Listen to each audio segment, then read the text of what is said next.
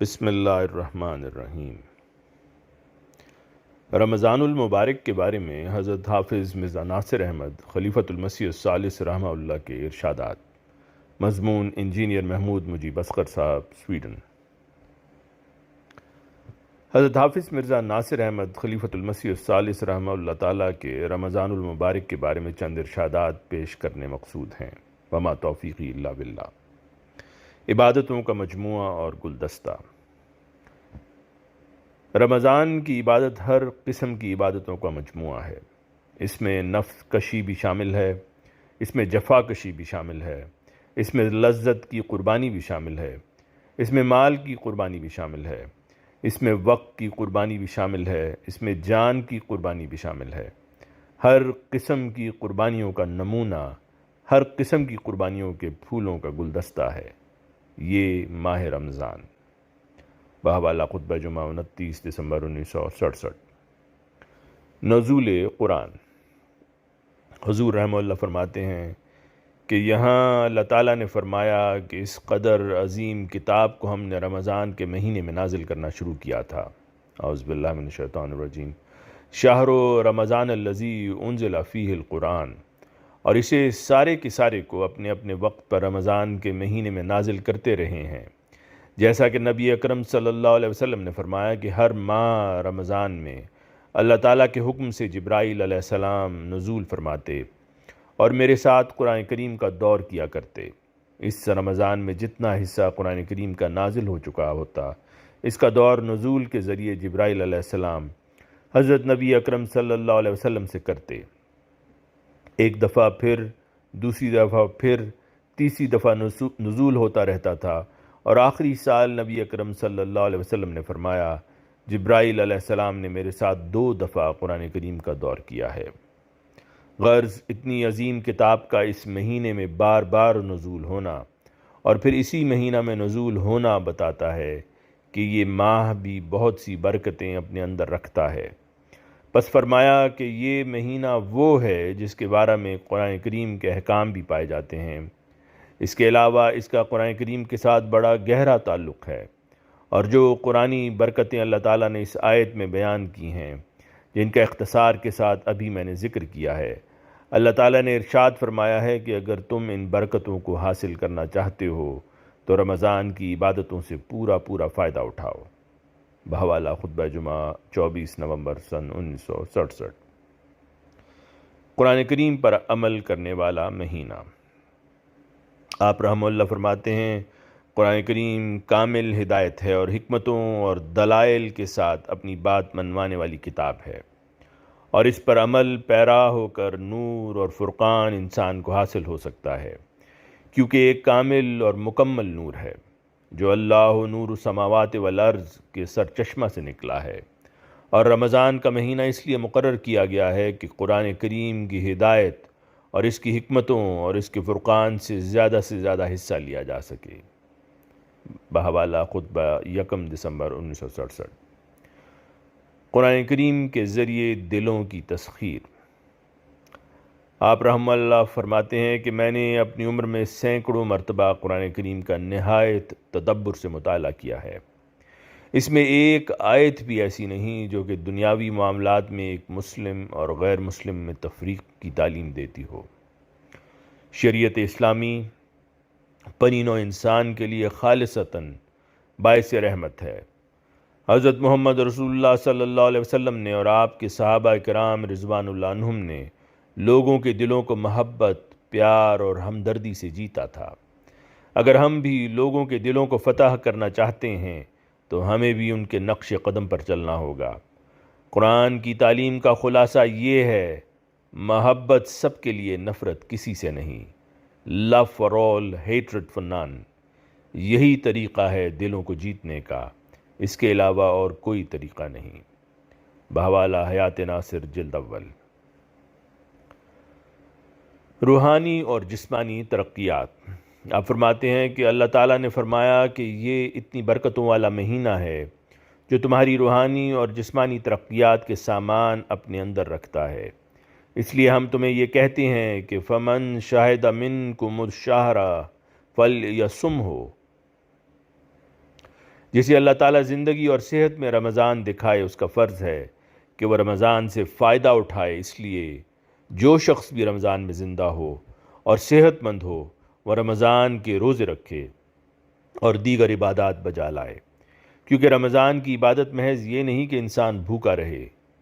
بھوکا رہنے سے خدا کو یا خدا کے بندوں کو کیا فائدہ؟ اگر یہ شخص اس بھوکا رہنے کی حکمت کو نہیں سمجھتا اور اس کے لوازم کو ادا نہیں کرتا۔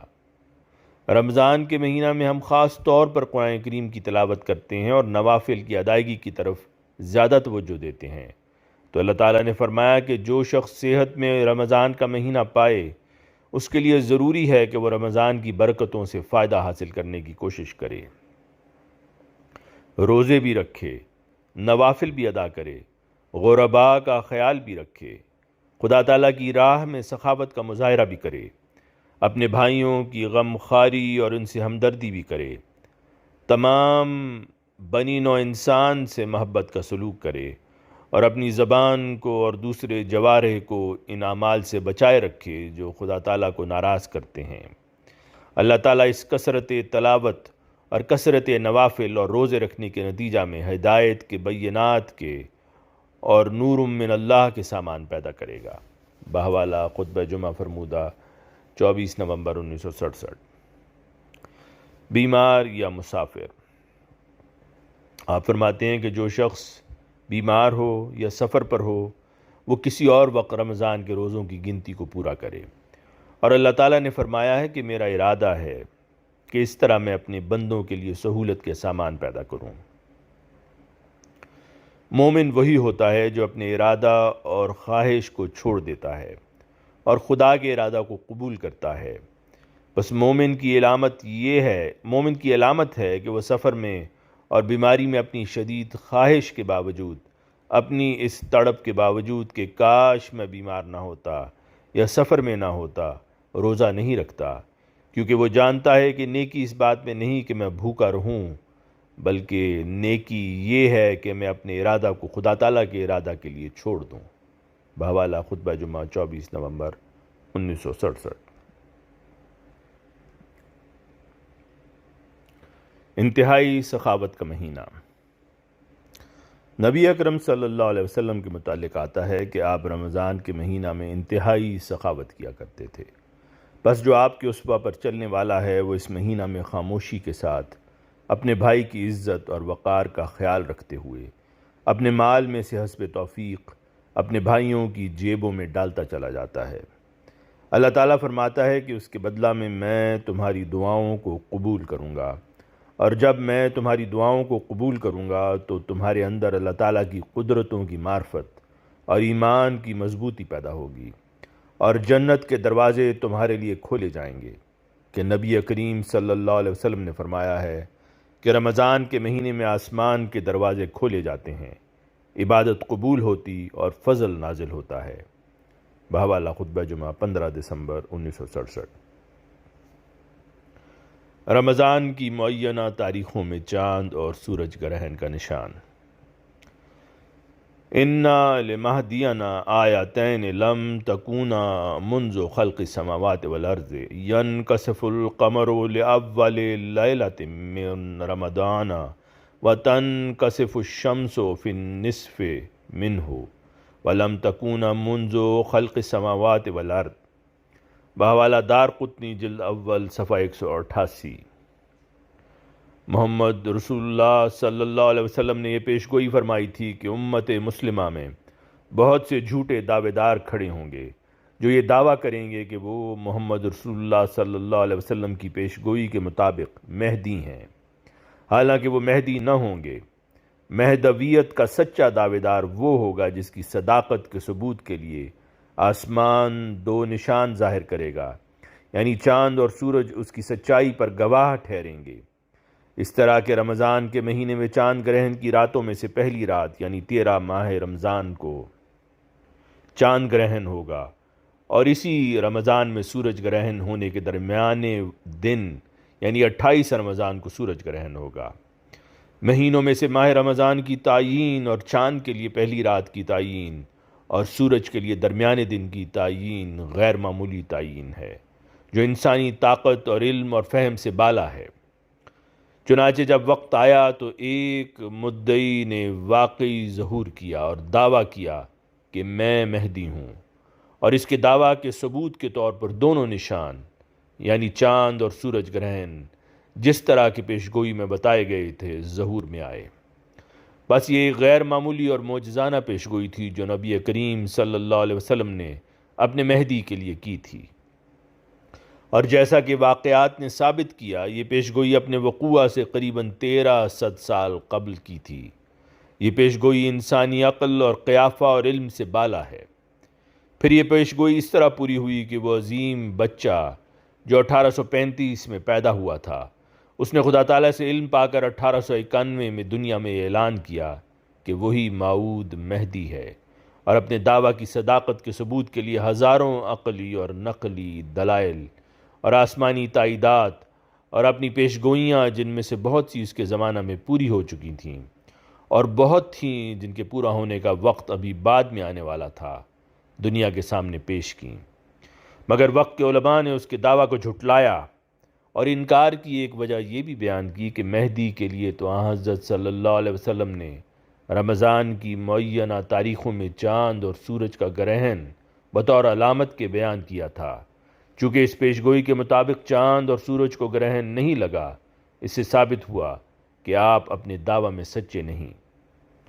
لیکن وہ قادر و توانا خدا جو اپنے وعدہ کا سچا اور اپنے مخلص عباد کے ساتھ وفا اور پیار کا سلوک کرنے والا ہے، اس نے عین اپنے وعدہ اور آن حضرت صلی اللہ علیہ وسلم کی پیشگوئی کے مطابق 1894 کے ماہ رمضان میں معینہ تاریخوں میں چاند اور سورج کو گرہن کی حالت میں کر دیا، اور دنیا پر یہ ثابت کر دیا کہ محمد رسول اللہ صلی اللہ علیہ وسلم کا خدا اور ہر دو جہاں کا رب بڑی عظمت اور جلال اور قدرت کا مالک ہے۔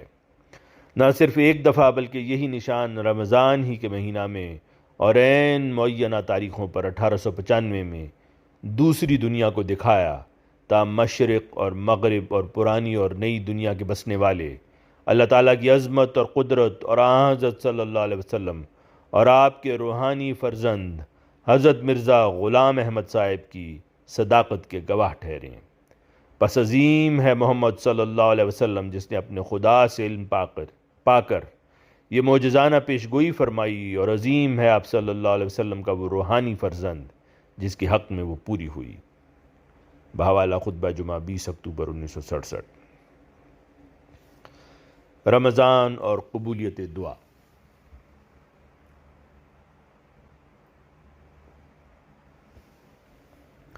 رمضان کے مہینے کا اور رمضان کے روزوں اور عبادات کا بڑا گہرا تعلق دعا اور قبولیت دعا کے ساتھ ہے۔ اللہ تعالیٰ نے اسی لیے یہ فرمایا ہے کہ روزہ میرے لیے رکھا جاتا ہے اور میں خود اس کی جزا ہوں، میں خود اس کی جزا ہوں گا، اور وہ خود ہی اس کی جزا بن جاتا ہے۔ اسے اپنا قرب عطا کرتا ہے اور اپنے پیار اور محبت کا سلوک اس سے کرتا ہے، اور پیار اور محبت کے سلوک میں بڑا ہی پیارا سلوک قبولیت دعا کا ہے۔ اللہ تعالیٰ نے وَإِذَا سَأَلَكَ عِبَادِي انی فإنی قریب سے پہلے یہ فرمایا تھا کہ قرآن میں ہدایت بھی ہے اور حکمت بھی ہے، نور بھی ہے۔ ہر زمانہ میں، ہر مہینہ میں ان قرآنی برکات کے حصول کی کوشش کرتے رہا کرو، لیکن رمضان میں آسمان سے رحمتوں کا نزول دوسرے مہینوں کی نسبت کچھ زیادہ ہی ہوتا ہے، اور قبولیت جو انسان کو حاصل ہو سکتی ہے وہ بھی اس مہینہ میں زیادہ حاصل ہو سکتی ہے۔ اللہ تعالیٰ فرماتا ہے وَإِذَا سَأَلَكَ عِبَادِي عَنِّي فَإِنِّي قَرِيب۔ اگر میرے بندے یہ سوال کریں کہ اللہ کا قرب کیسے حاصل ہو سکتا ہے، تو انہیں میری طرف سے کہو کہ میں تو قریب ہوں، اجیب دعوت الداعِ اذا دعان۔ رمضان کے روزوں اور دوسری عبادتوں کے نتیجہ میں اور بھی قریب ہو گیا، اور میرے قرب پر یہ بات شاہد ہے کہ دعا کرنے والے کی دعا کو میں قبول کرتا ہوں، لیکن دعا کو اپنی شرائط کے ساتھ کرنا چاہیے، اور دعا کی جو شرائط اسلام نے بتائی ہیں اور حضرت مسیح موعود علیہ الصلوۃ والسلام نے جن پر بڑی وضاحت سے روشنی ڈالی ہے، وہ ساری کی ساری ان دو لفظوں میں آ جاتی ہیں کہ فَلْيَسْتَجِيبُوا لِي وَلْيُؤْمِنُوا بِي۔ اللہ تعالیٰ نے یہاں یہ فرمایا ہے کہ میں تمہاری دعا کو قبول کروں گا، لیکن بنیادی طور پر دو شرطیں ہیں۔ ایک تو یہ کہ تم میرا حکم ماننے والے ہو، کوئی ایسی دعا نہ ہو جو میرے اوامر و نواہی کے خلاف ہو۔ مثلا اللہ تعالیٰ حکم یہ دے کہ ہمسائے سے حسن سلوک کرو، اور ہمسایہ بغض اور حسد سے یہ دعا کر رہا ہو کہ خدا اس کو تباہ کرے، اس کے بچوں کو مار دے، اس کے رزق میں بے برکتی ڈال، تو ایسی دعا اللہ تعالیٰ کے حکم کے خلاف ہوگی اور رد کر دی جائے گی اور قبول نہیں کی جائے گی۔ دوسری اصولی شرط یہ ہے کہ وَلْيُؤْمِنُوا بِي، میری ذات اور میری صفات پر کامل ایمان رکھتے ہوں۔ اگر کسی شخص کے دل میں یہ خیال ہو مثلاً کہ میرا بچہ اس قدر بیمار ہو چکا ہے کہ اللہ بھی اس کو شفا نہیں دے سکتا، تو اس کی دعا کیسے قبول ہوگی؟ اس صورت میں اس کی دعا تو سطحی اور محض زبان کے الفاظ ہوں گے، جس کے اندر کوئی حقیقت، جن کے اندر کوئی روح نہیں پائی جاتی۔ بہوالا خطبہ جمعہ 8 دسمبر 1967۔ اعتکاف اور لیلۃ القدر۔ آپ رحمہ اللہ فرماتے ہیں کہ اللہ تعالیٰ نے ہمیں یہ علم دینے کے لیے کہ وہ کس قسم کی انقطاع عن الدنیا اور انابت اللہ کو پسند کرتا ہے، ہمارے لیے اعتکاف کی نفلی عبادت مقرر فرمائی۔ یہ نفلی عبادت یعنی اعتکاف نبی اکرم صلی اللہ علیہ وسلم رمضان کے پہلے 10 دنوں میں بجا لائے، پھر آپ رمضان کے درمیانی 10 دنوں میں بھی اعتکاف بیٹھے، اور آپ یہ عبادت رمضان کے آخری عشرہ میں بھی بجا لائے۔ غرض آپ رمضان کے تینوں عشروں میں اعتکاف بیٹھے ہیں، اور اسے آخری شکل آپ نے یہ دی کہ رمضان کے آخری عشرہ میں اعتکاف کی عبادت بجا لائی جائے۔ اب رمضان کا آخری عشرہ بڑا ہی محدود زمانہ ہے، 10 دن ہی تو ہیں، پھر لوگوں کی ایک تو محدود تعداد اعتکاف بیٹھتی ہے، لیکن اس سے ہم سب کو کم سے کم یہ علم ضرور حاصل ہو جاتا ہے کہ خدا تعالیٰ کس قسم کی زندگی گزارنے کی ہم سے امید کرتا ہے۔ رسول کریم صلی اللہ علیہ وسلم اعتکاف کے لیے خلوت اور تنہائی کو پسند فرماتے تھے۔ بہاوالا خطبہ جمعہ 14 جنوری 1966۔ پھر فرمایا کہ معتکف کو اس کے حال پر چھوڑ دیں۔ معتکف کو مسجد میں صرف اس لیے بٹھایا گیا ہے کہ اس کی نماز جمعہ ضائع نہ ہو اور وہ نماز با جماعت ادا کر سکے، اس لیے نہیں کہ جو چاہے اور جب چاہے اس کی کوٹھڑی میں چلا جائے اور اس کی عبادت میں مخل ہو۔ مساجد سے اعتکاف کی عبادت کو لازم کرنے سے اجتماعی دعا اور عبادت کی اہمیت بھی واضح ہوتی ہے۔ ایک دفعہ حضرت عباس رضی اللہ عنہ سے ایک دوست نے سوال کیا کہ ایک شخص سارا دن عبادت اور روزہ میں گزارتا ہے، رات کو بھی وہ ذکر الہی اور نوافل پڑھنے میں خرچ کرتا ہے، لیکن وہ نماز با جماعت سے غافل ہے اور جمعہ کی نماز میں بھی نہیں آتا، اس کے متعلق آپ کا کیا خیال ہے؟ حضرت ابن عباس رضی اللہ عنہ نے نہایت آرام سے جواب دیا، ہوا فی النار، وہ شخص آگ میں جائے گا۔ بس ہمیں فرائض کی طرف بہرحال پہلے متوجہ ہونا چاہیے، اور نوافل تو ایک زائد عبادت ہے، فرائض کے بغیر نوافل کوئی چیز نہیں۔ رمضان کے ان آخری دنوں میں جن میں ہم اعتکاف بیٹھتے ہیں، ایک وہ رات بھی آتی ہے جو لیلۃ القدر کے نام سے موسوم ہے۔ لیلۃ القدر کے ایک معنی یہ بھی ہیں کہ وہ رات جس میں اگر انسان چاہے اور پھر اس کا رب فضل کرے تو وہ اپنی اور اپنی قوم کی تقدیر کو اپنے رب سے بدلوا سکتا ہے۔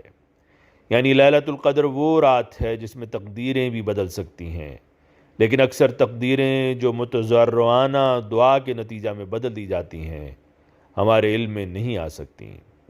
اللہ تعالیٰ فرماتا ہے واللہ غالب علی امرہ ولکن اکثر الناس لا یعلمون، سورہ یوسف آیت 21۔ اللہ تعالیٰ تقدیر بدل سکتا ہے اور بدلتا ہے، ہاں جو تقدیر پردہ غیب میں ہے اور پردہ غیب میں ہی بدل دی جاتی ہے، اس کے متعلق اکثر لوگ اس بات کا خیال نہیں کرتے کہ خدا تعالیٰ اپنے فضل سے ہماری دعا کو قبول فرما کر بہت سی دکھ دینے والی چیزوں کو بدل دیتا ہے، اور ہمارے دل اس کی حمد سے بھر جانے چاہیے۔ اکثر الناس لا یعلمون، اکثر لوگ غیب کی ان باتوں کی طرف مومنانہ فراست سے متوجہ نہیں ہوتے اور ان کے دل حمد سے خالی رہتے ہیں۔ پس ان آخری دنوں میں اعتکاف بیٹھنے کی ایک غرض یہ بھی ہے کہ لیلۃ القدر کی تلاش کی جائے۔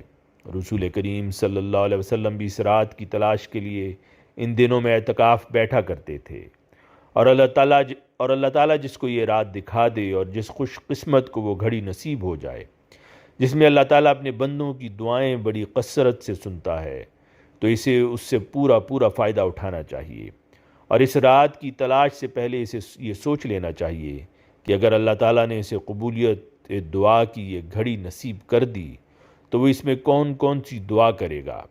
احادیث میں ہے کہ حضرت عائشہ رضی اللہ عنہا نے ایک دفعہ رسول کریم صلی اللہ علیہ وسلم سے دریافت کیا کہ یا رسول اللہ، میں نوافل بھی پڑھوں گی اور دعائیں بھی کروں گی، لیکن آپ مجھے یہ بتائیں کہ اگر مجھے لیلۃ القدر کی گھڑی نصیب ہو جائے تو اس میں کون سی دعا کروں؟ رسول کریم صلی اللہ علیہ وسلم نے فرمایا، اس گھڑی میں تم اپنے گناہوں کی مغفرت چاہو، پس استغفار ایک بنیادی دعا ہے، اس کے بغیر حقیقتاً ہماری زندگی ہی نہیں رہتی، نہ دنیاوی زندگی باقی رہ سکتی ہے اور نہ اخروی زندگی، نہ مادی زندگی باقی رہ سکتی ہے اور نہ روحانی زندگی۔ اس دنیا میں جو مختصر زندگی ہمیں ملتی ہے، اس میں ہم اس قدر غلطیاں کرتے ہیں، اتنی کوتاہیاں ہم سے سرزد ہوتی ہیں کہ اللہ تعالیٰ کی مغفرت اور عفو کا نہ ہو اور وہ اس دنیا میں یا اگلی دنیا میں ہمیں پکڑنا چاہے تو ہمارے لیے راہ نجات ممکن ہی نہیں۔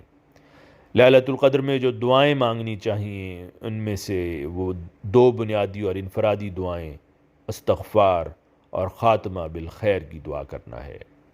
استغفار یعنی اپنے گناہوں کی مغفرت چاہنا اور اپنی کوتاہیوں اور غلطیوں پر پردہ پوشی کی درخواست کرنا، اور خاتمہ بالخیر ہو جائے تو پھر پچھلی غلطیاں شمار نہیں ہوتیں، وہ سب معاف ہو جاتی ہیں۔ اس لیے دعا کرنی چاہیے کہ خدا تعالیٰ خاتمہ بالخیر کرے اور اپنی رضا کی جنت ہمیں نصیب کرے۔ بحوالہ خطبہ جمعہ 14 جنوری 1966۔ پھر آپ فرماتے ہیں کہ لیلۃ القدر ہمیں یہ بتاتی ہے کہ خدا کی تقدیریں تمہارے حق میں اور تمہارے فائدہ کے لیے اس وقت حرکت میں آئیں گی جب تم راتوں کو اپنے رب کے لیے زندہ کرو گے۔ اگر تم یہ چاہتے ہو کہ ہر روز تمہارا خدا تمہارے لیے اپنی تقدیر کی تاریں ہلائے تو تمہیں ہر رات کو لیلۃ القدر بنانا پڑے گا۔ اگر تم اپنی ہر رات کو لیلۃ القدر نہیں بناتے بلکہ غفلت میں اور سوتے ہوئے سارے سال کی راتوں کو گزار دیتے ہو تو ایک لیلۃ القدر سے تمہیں کیا فائدہ؟ پس اگر میرا قرب حاصل کرنا چاہتے ہو، اگر روحانی ترقیات چاہتے ہو تو تمہارے لیے ضروری ہے کہ تمہاری ہر رات لیلۃ القدر کی کیفیت رکھتی ہو اور تمہارا ہر دن جمعۃ الوداع کی کیفیت رکھتا ہو۔ اگر تم ایسا نہیں کرو گے تو خدا تعالیٰ کی رضا کو نہیں پا سکو گے۔ بحوالہ 6 جنوری 1967۔ متفرق احکامات اور ان کی حکمت۔ آپ رحمہ اللہ فرماتے ہیں کہ اول وقت میں افطاری اور آخری وقت میں سحری کھانا بڑی برکت کا موجب ہے، کیونکہ نبی اکرم صلی اللہ علیہ وسلم کی سنت ہے۔ ہمیں اس کے مطابق عمل کرنا چاہیے تا اللہ تعالیٰ ہمیں اپنی برکات سے نوازتا چلا جائے۔ پھر روزے کی عبادت کے متعلق جب ہم غور کرتے ہیں تو ہمیں ایک اور لطیف بات معلوم ہوتی ہے۔ اس عبادت میں ہمیں کھانے پینے سے روکا گیا ہے، اور کھانے پینے پر ایک فرد کی بقا کا انحصار ہے، کیونکہ کوئی شخص کھائے پیے بغیر زندہ نہیں رہ سکتا۔ پھر ہمیں جنسی تعلقات سے بھی روکا گیا ہے، اور جنسی تعلقات پر نسل کی بقا کا انحصار ہے، اس کے بغیر نسل انسانی جاری نہیں رہ سکتی۔ اگر دنیا کے سارے لوگ وہ کیفیت اپنے اوپر وارد کر لیں جو روزہ کے وقت ایک روزہ دار کی ہوتی ہے تو یقیناً یہ دنیا اسی نسل میں ختم ہو جائے۔ تو بنیادی چیز جس کا اقرار اللہ تعالیٰ نے روزہ کے ذریعے ہم سے لیا ہے وہ یہ ہے کہ ہم اپنی زندگی اور اپنی نسل کی زندگی اے خدا تیرے حوالے کرتے ہیں، کیونکہ ہمیں ان چیزوں سے بھی روکا گیا ہے جس پر ہماری نسل کی بقا کا انحصار ہے۔ گویا ہم سے خدا تعالیٰ یہ اقرار کرواتا ہے کہ ہمارا سب کچھ تیرا ہو گیا، تو اگر کہے تو ہم بھوکے پیاسے مرنے کے لیے تیار ہیں، اور تو اگر چاہے اور تیری رضا اسی میں ہو تو ہماری نسلیں بھی تجھ پر قربان۔ بس یہ ایک بنیادی منشا ہے جس کے گرد قرآن کریم اور اسلامی شریعت کے تمام احکام چکر لگاتے ہیں۔ اسی وجہ سے ہی نبی کریم صلی اللہ علیہ وسلم نے یہ فرمایا ہے کہ خدا تعالیٰ فرماتا ہے کہ باقی عبادتوں کا تو اپنا اپنا ثواب ہے، لیکن روزہ میرے لیے ہے اور میں خود روزے دار کی جزا ہوں۔ اس میں بھی اسی طرف اشارہ ہے۔ بحوالہ خطبہ جمعہ 31 دسمبر 1965۔ آواز مرزا عمران احسن۔